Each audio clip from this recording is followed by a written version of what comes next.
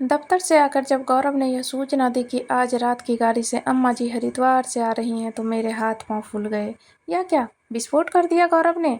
न चिट्ठी न फोन, एकदम से आने का कार्यक्रम बना लिया। गौरव को तो तैयार होता देख दबी जुबान से कहा, तुमने पहले क्यों नहीं बताया? कोई सूचना नहीं, न पत्र। अपने घर आने के लिए क्या माँ को इजाज़त लेनी पड़ेगी? मेरा ये मतलब नहीं है। मैं भी झल्ला उठी, लेकिन इन 2 कमरों के मकान में मैं उन्हें कहाँ ठहराऊंगी? अगले सोमवार से बेटियों की परीक्षाएं शुरू हो जाएगी। अम्मा जी को तो सुबह उठते ही पूरे अलाप के साथ हरि भजन करने की आदत है। बेटियां पढ़ेगी क्या? बेवकूफ़ी की बातें मत करो रेवती। वह मेरी माँ है। बड़े भैया उन्हें ट्रेन में बिठा चुके हैं। वह आ रही है तो बस आ रही है, कोई टिप्पणी नहीं। यह उनका घर भी है। उनके लिए पहले जगह निकालना, चाहे मुझे बैठक में ही क्यों ना सोना पड़े। वाह रे मातृभक्ता! भूल गए वो दिन जब सारे समय अम्मा जी मेरे पीछे पड़ी रहती थी। कुछ माह की मेरी शादी के बाद हम उनके साथ थे, फिर गौरव के साथ मैं मुजफ्फरपुर नगर आ गई थी। उन 6 माह में अम्मा जी के साथ मेरा अनुभव अच्छा ना था। क्या मिला, क्या नहीं मिला, या बड़ी बहू के यहाँ से क्या मिला, या यानी सिर्फ मेरे मायके की आलोचना। बातें इतनी तीखी कि सीधी दिल में उतर जाएं। फिर एक आध बार ही वह यहाँ आई थी। मैंने भी सिर्फ फर्ज अदा की थी। वह भी ज़्यादा न बोलती। हाँ, बाहर का कोई आ जाता तो आसपास ही डोलती रहती। उन दिनों बड़ी ननद भी जो आगरा में थी वह भी आ जाती। 10-15 दिन बच्चों की पढ़ाई का खूब हर्जा होता। सुबह से ही शंख एवं घंटी बजनी शुरू हो जाती। रामायण भी जोर जोर से पढ़ती। इस कारण सबकी नींद जल्दी खुल जाती। बेटियां तो दिन भर अलसाई रहती। मैं भी थोड़ी देर से उठती थी, क्योंकि बेटियों का स्कूल 11 बजे से और गौरव का दफ्तर 10:30 बजे रहता था। घर की सारी दिनचर्या उनके आने से उलट पुलट जाती। अब बाबूजी भी नहीं थे, सो तीनों बेटों के पास कुछ दिन रहकर वह अपने दिन बिता रही थी। गौरव उन्हें लेने स्टेशन चले गए थे। मैं रसोई में आकर खाने की तैयारी करने लगी, लेकिन मन अम्मा जी के इर्द गिर्द ही घूम रहा था। उनके पूजा पाठ एवं भोजन में जात पात व छुआछूत बरतने के कारण कोई बेटा बहू उन्हें अस्थायी रूप से रखने को तैयार न थे। गांव की खेती अधिया पर दे दी गई थी। कभी कभी ही वह गांव जाती, वह भी किसी बेटे को लेकर। मेरी तो जान सूख रही थी उनके आने के समाचार से। गोल गोल आंखें नचाकर वह सारा दिन घर का निरीक्षण करती रहती। अब वह न तो चौके में कोई चप्पल पहनकर जा सकता था, न हमारी पसंद का भोजन पक सकता था, और न इनके मित्र और परिवार वाले धड़ल्ले से यहाँ आ सकते थे। इनके एक दोस्त अक्सर आते थे। उनकी पत्नी बीमार रहती थी, सो आते समय भोजन करके जाते। एक दिन अम्मा जी ने टोक दिया था, बहू, यह 10 दिन में 3 बार आकर खा चुके हैं। तुम लोग कितनी बार गए हो उनके यहाँ? असल में उनकी पत्नी अस्वस्थ रहती है। मुझे तो कहीं से बीमार नहीं लगती। अब भरी हुई देह पर डाइटिंग करेगी तो शरीर में ताकत कहाँ से आएगी?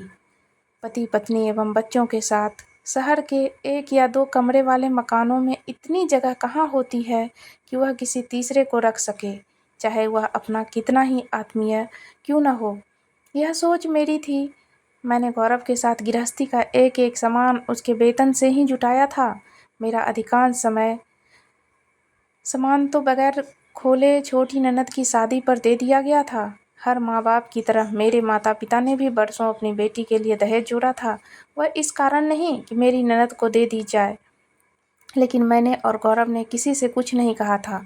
फिर बाबूजी भी थे। पैसे की दिक्कत थी ही, सो मैंने भी संतोष कर लिया। गौरव के जाने के बाद मुझे फिर ट्यूटर का ध्यान आ गया। नंदी ने आज फिर कहा था कि उसे संस्कृत में दिक्कत होती है, कोई मास्टर लगवा दे। हमारे समय में तो बोर्ड में हिंदी के तीसरे पर्चे में संस्कृत हुआ करती थी। अब तो 5वें दर्जे से ही संस्कृत पढ़ाई जाती है। चिंता से मेरा दिमाग चकरा गया।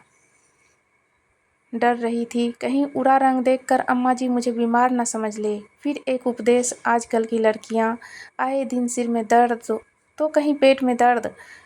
अम्मा जी को मैंने वास्तव में कभी बीमार नहीं देखा। सोने सा दमकता रंग, पके बाल, सफ़ेद स्वच्छ धोती और पाँव में लकड़ी की खराऊ नुमा चप्पल। पूजा के बाद माथे पर जो चंदन का टीका लगता वह दूसरे दिन नहाने पर ही धुलता। बोली सधी हुई, चाहे वह प्रशंसा में ही खुलती हो या आलोचना में। बेटियों को भी दादी के आने की सूचना मिल गई। बड़ी तो कुछ नहीं बोली, लेकिन छोटी बिदक गई। ओह माँ, हमारी परीक्षा पास है। दादी के कारण हमारी पढ़ाई का कितना हर्जा होगा। वह सुबह से भजन गाने लगेगी, उठो श्याम जागो संयन रही थोड़ी।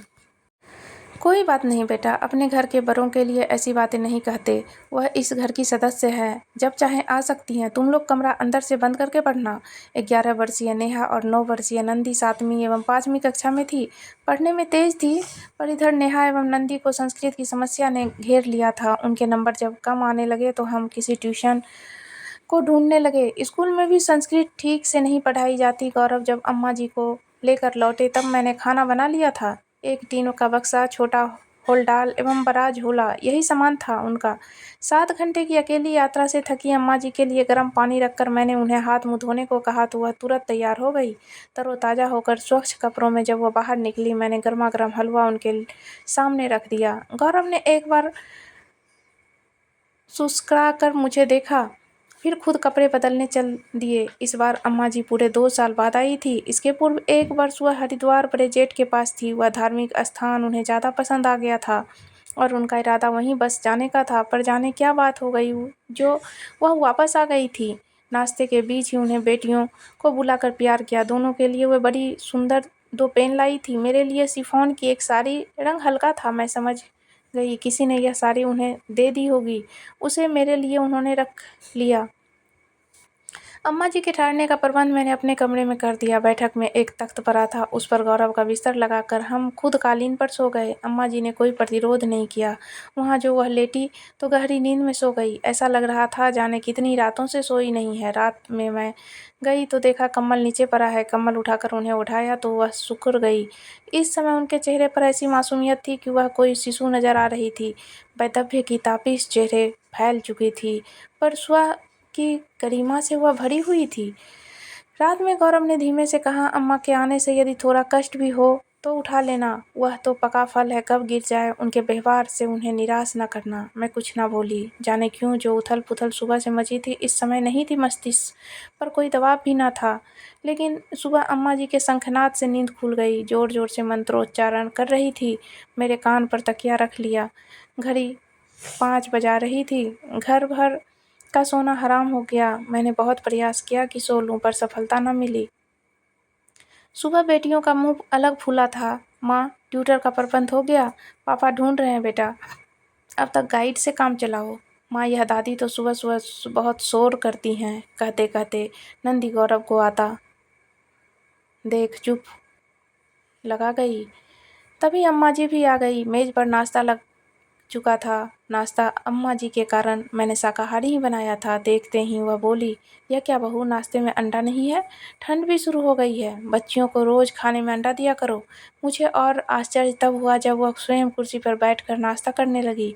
अब तक तो वह चौके में जमीन पर ही बैठकर पीठा लगाकर खाना खाती पीती थी। नाश्ता करके झोले से एक पुरानी बुनाई निकालकर धूप में बैठकर बुनने लगी। बेटियां स्कूल चली गई और गौरव दफ्तर। मैं घर समेटने लगी। इस बीच अम्मा जी ने एक बार भी अंदर नहीं आई। कई बार तो उनके उपस्थिति से मैं अनजान रही। दोपहर में उन्हें भोजन के लिए बुलाने गई तो आकर चुपचाप बिना कोई मीन मेक निकाले खा भी लिया। मुझे उनके व्यवहार से महान परिवर्तन दिख रहा था। गौरव से भी वह धीमे धीमे ना बतियाकर हम सबके सामने बात करती, पास पड़ोस में ना जाती।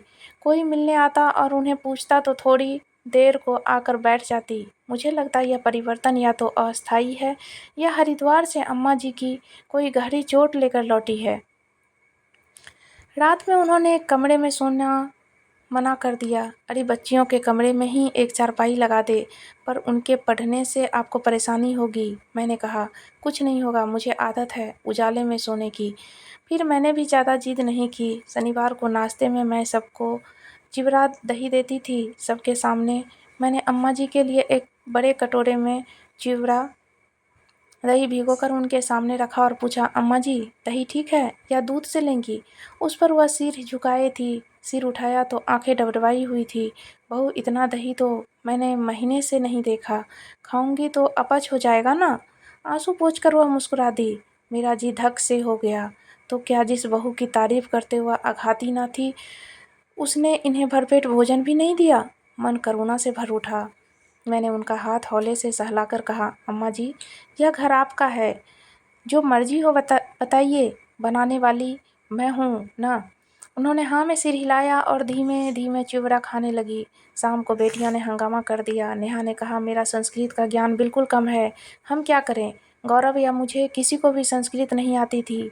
मैंने गांव से पंडित जी से पूछने को कहा तो वह बोले उन्हें सिर्फ श्लोक याद है, वह भी विशेष आयोजन के। तभी कुछ दूरी पर अम्मा जी ने नंदी एवं नेहा के पास बुलाकर कहा, जरा अपनी किताब तो ला, देख कितना कठिन है यह विषय, शायद मैं ही पढ़ा लूँ। आप दादी? नंदी अविश्वास से बोली, संस्कृत से हिंदी और अंग्रेजी का अनुवाद भी करना होगा, आपसे नहीं होगा। ला दे तो, अंग्रेजी में अनुवाद तू कर लेना, मैं उसका हिंदी बता दूंगी। नेहा एवं नंदी बुझे मन से किताब ले आई। अम्मा जी भी थोड़ी देर उसे पलटती रही। मैं चिंतित वहाँ से हट गई। समय व्यर्थ कर रही हैं अम्मा जी, अरे तुम किसी ट्यूटर का प्रबंध करो ना। क्यों? हो सकता है अम्मा पढ़ा ही ले, क्यों मजाक करते हो? इस समय संस्कृत के मास्टरों का कितना अभाव है, जो मिलते हैं वह पैसा कितना मांगते हैं, अम्मा भला कैसे पढ़ा लेगी? आज देख लो, कहकर गौरव टीवी देखने लगे। दूसरे दिन नंदी स्कूल न गई। रात देर तक दादी से पढ़ती रही थी। दूसरे दिन भी जल्दी ही पढ़ने बैठ गई। नेहा का नंबर शाम को आया। रात 1 बजे तक अम्मा जी पढ़ाती रही। बेटियां संतुष्ट नजर आ रही थी। मैं डर रही थी, कहीं गलत समझा दिया तो सारे नंबर कट जाएंगे। गणित की तरह ही संस्कृत में भी नंबर मिलता है। दोपहर में गौरव का फ़ोन आया। बड़ी मुश्किल से एक ट्यूटर का प्रबंध है, पर 500 रुपये लेगा। पर अम्मा जी ने यह कहकर मना कर दिया कि कल से पेपर है, अब अगले सत्र में रखना। सुबह नींद खुली अम्मा के शंखनाद से। उफ, रात में भी नहीं सोई, तब भी आज जग गई। पर जब घड़ी देखा तो 9 बजे थे। मुझे झटका लगा। इतने वर्षों में पहली बार अम्मा जी का पूजा समय बदल गया था। नियम से ठीक 5 बजे पूजा करने वाली अम्मा जी ने नियम परिवर्तन कैसे कर लिया? नंदी एवं नेहा कॉपियाँ ठीक कर रही थी। मैंने आश्चर्य से पूछा, तुम सब सोई नहीं आज? सोई थी, पर सुबह 6 बजे उठ गई थी। दादी पढ़ा रही थी हमें। आज हिंदी का पेपर है ना, दादी ने बहुत अच्छा पढ़ाया। और माँ? नंदी बोली, दादी ने इतने अच्छे तरीके से हमें समझाया है कि मुझे उम्मीद है संस्कृत में मेरे पूरे नंबर आएंगे। अम्मा जी, मैंने हमेशा दोस्त तलाशा था, उनके अंदर विद्या का यह अनमोल रतन भी छुपा है। मैं इससे अनजान थी।